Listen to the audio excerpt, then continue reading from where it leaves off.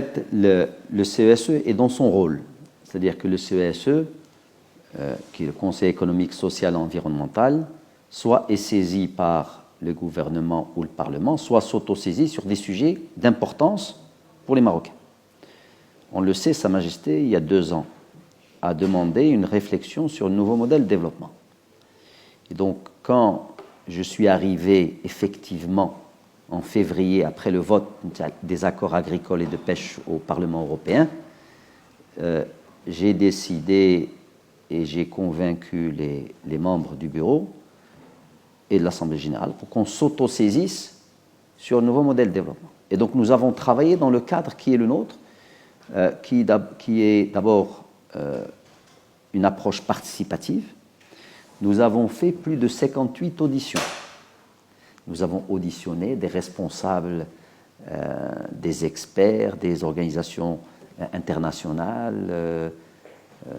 Nous avons un ancien Premier ministre, Wali Bank al-Maghrib, des organisations, des ONG de jeunes, des ONG qui travaillent sur la culture, des institutions. Et nous avons aussi fait une participation citoyenne, c'était la première, où nous avons reçu 5800 réponses de citoyens.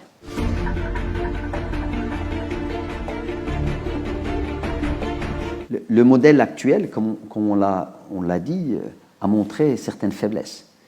Et donc, quand on a voulu se projeter dans l'avenir, on s'est dit, avec les atouts du Maroc, les atouts intrinsèques, notre stabilité politique est un atout, notre position géostratégique est un atout, par exemple, notre ouverture vers le monde est un atout. Nous sommes les petits-fils de Ben Battuta, d'accord, il ne faut pas l'oublier.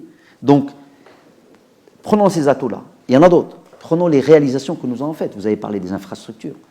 On peut parler des stratégies sectorielles dont j'ai parlé de ça. Le doublement du PIB par habitant. La réduction de la pauvreté. Le taux de pauvreté aujourd'hui est descendu à 4,8%. D'accord ? Il reste élevé, mais on est descendu à 4,8%. La baisse du taux d'analphabétisation, etc. Donc, en partant de ces atouts et de ces réalisations-là, on s'est dit, il est possible d'avoir une ambition forte. Et on l'a traduite en disant, il faut construire un modèle de développement qui est dynamique, qui assure une croissance forte. Cette croissance doit être inclusive, elle doit être durable. C'est un modèle qui doit garantir l'égalité des chances, qui favorise l'épanouissement de l'individu, qui renforce ses capacités au sein d'une société qui doit être prospère, solidaire et centrée sur le citoyen. Et là, qu'est-ce qu'on a fait? On a changé de paradigme. Là, on est passé d'un Maroc, si vous voulez, où on reconnaît les individus par leur nom, à un Maroc où l'individu devient au centre du modèle, où chaque citoyen est le même. Moi, je vais plus loin en tant qu'Ahmed Chami, cependant, je dis le citoyen anonyme.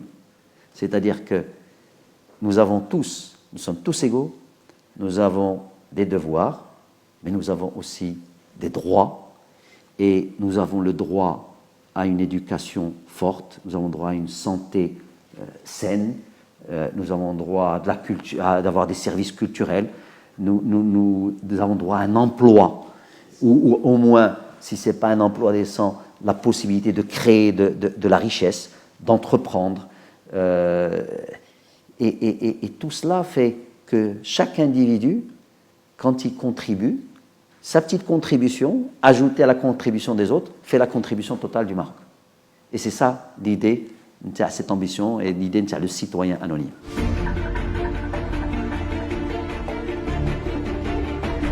Si vous voulez, il y a plusieurs causes. Nous, on a dit qu'il y a 6 faiblesses structurelles qui viennent expliquer les insuffisances du modèle. D'accord ? Parce qu'on a parlé de croissance, mais on peut parler d'autres choses où il y a des insuffisances de ce modèle. On n'a pas parlé tous les deux de l'égalité des chances, mais est-ce qu'aujourd'hui le modèle permet l'égalité de chances? Non. Je vais vous donner un chiffre qui est important. Quand vous prenez les cadres supérieurs au Maroc, seulement 3,2% sont issus d'une famille d'agriculteurs. 6,8% sont issus d'une famille d'ouvriers. Donc, l'ascenseur social ne fonctionne pas. Quand on parle d'une chose extrêmement importante, un modèle se doit d'être durable. Prenez l'eau comme ressource. Aujourd'hui, les experts au niveau international vous disent il faut 1700 mètres cubes par habitant et par an pour ne pas être en stress hydrique. En dessous, vous devenez en stress hydrique. En dessous de 1000 mètres cubes par habitant et par an, vous rentrez dans la pénurie d'eau. Le Maroc, on est à 650 mètres cubes par habitant et par an. Si je prends la solidarité peut s'exprimer, entre autres, à travers ce qu'on appelle la protection sociale, la couverture maladie. Aujourd'hui, 18 millions de Marocains bénéficient d'une couverture sur 35 ou 34. Sur ces 18, il y a 11 millions, c'est du RAMED. Et on a vu aujourd'hui la qualité, malheureusement, si vous voulez, des services de santé au Maroc. Prenez la retraite. Seulement un tiers de la population active a une retraite. 2 tiers ne l'ont pas. Plus que cela, si vous prenez la population qui a au-dessus de 60 ans, il y a 3,5 millions d'individus, 700 000 ont une retraite, les autres ne l'ont pas. Ça veut dire quoi? C'est la famille qui les protège. Mais demain, si la solidarité familiale ne marche pas, qu'est-ce qu'on fait? Prenez l'éducation. Et ça, c'est vraiment...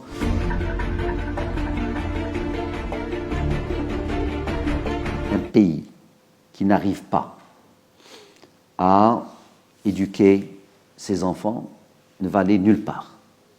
Si on devait faire une seule chose au Maroc, supposez qu'on vienne et quelqu'un nous dit vous ne pouvez pas faire 2 choses. Qu'est-ce qu'on ferait? On ferait, selon moi, de l'éducation. On formerait les gens.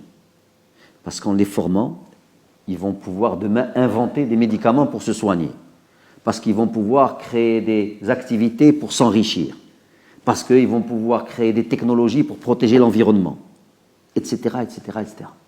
Donc l'éducation est absolument fondamentale. Et malheureusement, on se rend compte encore que le système est défaillant. Donc si je reviens à votre question, excusez-moi si j'ai fait cette divergence, mais si je viens à votre question, est-ce que c'est économique, est-ce que c'est politique? Je vous ai dit, en fait, il y a tout un faisceau aujourd'hui, ou toute une série de faiblesses structurelles qui nous empêchent de réaliser justement cette ambition qui devrait être la nôtre. J'en vois 6. Première des choses, c'est la faiblesse des secteurs publics, des services publics. La faiblesse des services publics veut dire quoi? C'est-à-dire qu'on ne donne pas à l'individu les moyens pour qu'il puisse s'épanouir, entreprendre, etc. Donc ça, et quand je dis la faiblesse des services publics, il y a l'éducation, il y a la santé, il y a le transport, etc., etc. Deuxième des choses qui est une faiblesse très importante, malheureusement, c'est le climat des affaires. Un entrepreneur aujourd'hui, vous-même, vous êtes un jeune, si demain vous sortez, vous voulez créer votre entreprise, eh bien vous aurez beaucoup de difficultés pour la créer. Donc un climat des affaires qui n'est pas, je dirais, encourageant, qui n'est pas, je dirais, vigoureux, etc., pour encourager les gens à aller faire, à créer. Troisième faiblesse qui me semble une faiblesse importante, c'est l'exclusion de la femme. La femme ne participe pas au développement. On apprend le genre. Mais moi, écoutez, moi je suis un mercantiliste, d'accord? Je suis un peu féministe, mais je ne veux pas le dire, je suis un mercantiliste. Si vous avez 50% de la population qui ne participe pas au développement, comment voulez-vous vous développer? Je ne peux applaudir qu'avec mes 2 mains, sinon vous n'entendez pas ce que je fais. Le taux d'activité de la femme aujourd'hui est de 21,8%. C'est un des taux les plus faibles que je connaisse. Donc, ça c'est la femme. Le 4e point, c'est le rural. Malheureusement, malgré tous les efforts qu'on a faits, parce qu'il faut le reconnaître, il ne faut pas être un nihiliste, tous les efforts qu'on a faits, le monde rural reste isolé, le monde rural ne contribue pas assez au développement, et les gens qui sont dans le rural eux-mêmes n'ont pas accès à des services publics qui devraient être des services adéquats. 5e faiblesse, qui est très importante, qu'on ne voit pas comme ça, mais c'est le système de rente et de privilèges. Malheureusement, le développement économique s'est fait, mais certains secteurs ont été protégés, D'autres personnes, des individus, ont eu des agréments, ont eu des exclusivités sur des secteurs, etc. Et ça restreint la concurrence, ça restreint même l'envie de rentrer dans ces secteurs. Et sixièmement, voilà, j'arrive aux politiques, ce que je vais appeler moi la gouvernance. D'accord ? Bien sûr, la gouvernance institutionnelle, qui fait quoi, qui est responsable de quoi, et celui qui fait, est-ce qu'ensuite il est redevable ?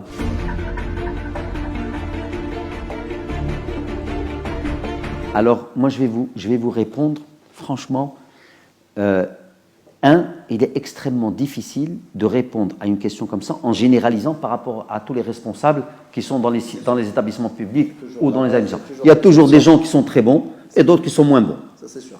C'est pour ça que je vous dis, je ne peux pas répondre à une... Par contre, je vais vous dire moi ce que je pense. Moi ce que je pense, c'est qu'il serait sain et même utile. On peut trouver tous les qualificatifs que vous voudrez qui veulent dire la même chose, c'est-à-dire quelque chose de positif, que les responsables des établissements publics ou des administrations autres changent d'une manière régulière. Ça se fait dans tous les pays au monde.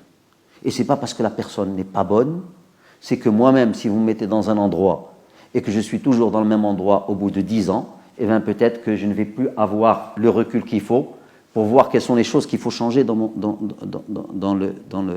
mon établissement. Et donc ça ne dépend pas des personnes, c'est des politiques, d'accord, qu'il faut mettre en place. Troisième des choses qui me semble être importante, c'est que aujourd'hui, on a d'abord besoin de mettre les règles en place. Je vais vous expliquer. Vous me dites aujourd'hui, au bout de 10 ans ou plus, il y a des gens qui n'ont pas fait leur travail. Si dès le départ, dans ce nouveau modèle que nous on dit qu'il faut y avoir une reddition des comptes, une redevabilité, avec des programmes qui sont connus, transparence, des gens qui font ou qui ne font pas. Ben, ceux qui ne font pas, on va les remercier, et ceux qui font, on va les encourager. D'accord ? Donc tout ça, ça dépend des règles que vous mettez au départ, et les personnes suivent.